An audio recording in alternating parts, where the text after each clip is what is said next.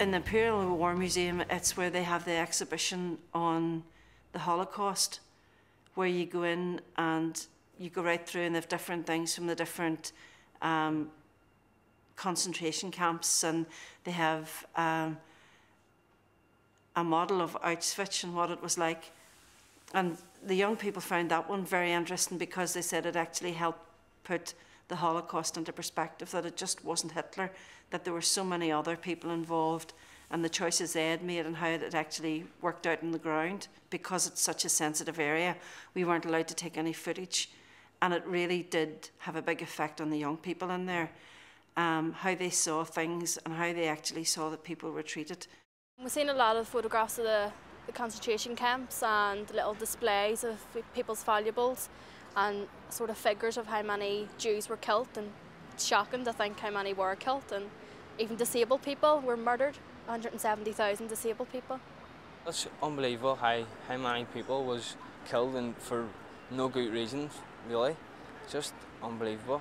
It's just a terrible thing to happen. On the second floor we've seen the operating table where they killed people and experimented on, and like on children and stuff. And I also seen like what happened to Jews before the Holocaust, and they were like big families and had like wealthy families. And then at the end of it, they were all being killed and put into mass graves. It was also like the top generals and all that. They had power and they were creating it too.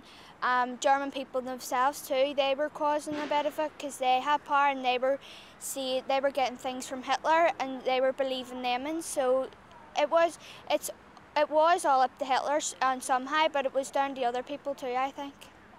They also visited a homeless project there as well, run by Church Army, to see just that everything wasn't the way they have it here, and that it is really difficult for people, and how choices leads people to different sorts of places. The girl who is one of the managers in it, she met with us and talked about different aspects of what these women had gone through. The girls got to see round the hostel and meet some of the people, and it was interesting because they'd never met people who were homeless before, and they began to understand the problems and what causes people to become homeless. The Married Women Project is a project that is just one of the many projects that the Church Army, who've been operating over 100 years, but this one is one of the only female-only hostels in London. We provide supported care here for women that are homeless with some type of support needs.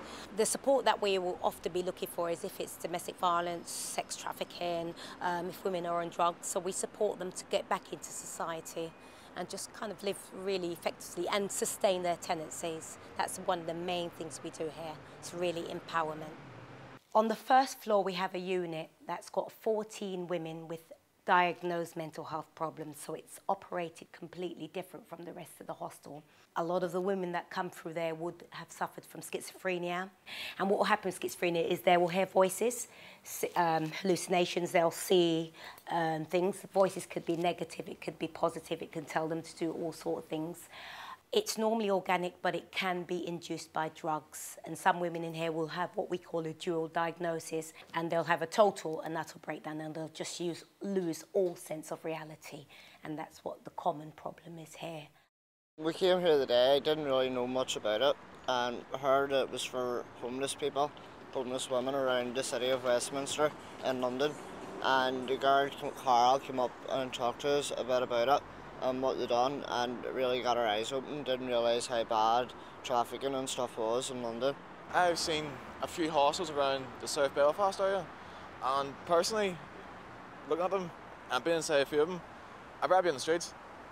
But this one's very high class, very like know what they're doing and sophisticated. Like, it's very good. Plus the fact that they take in so many variety of peoples. I mean, it's not like just like yes, be from London or anything like there. It's like you can be from Somalia, not like other, no different people. It's good to know there's places like this exist because they do their best to get the people off the streets and get them the help that they need and the help they deserve. Help them get them not only a home but also a future as well in terms of employment and education.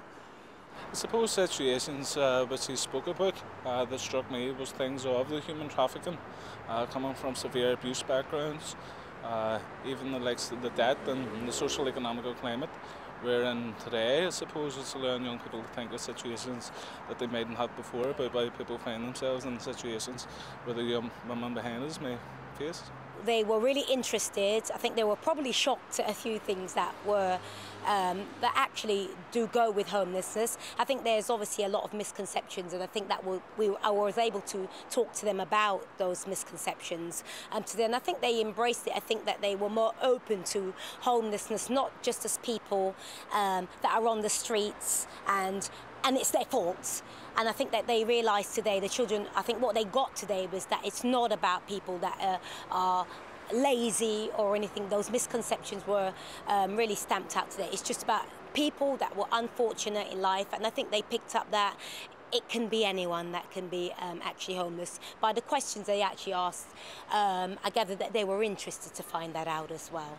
The Jewish Museum was very interesting because it was more not only did it have an exhibition on the Holocaust, but it had a whole exhibition on the Jewish life and how Jewish people were run.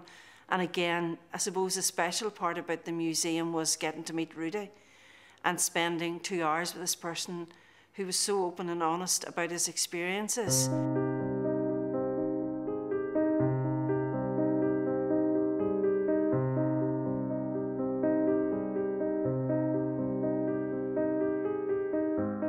We've come to speak to a survivor of the Holocaust, just to hear what happened to him and his family and how it affected his life.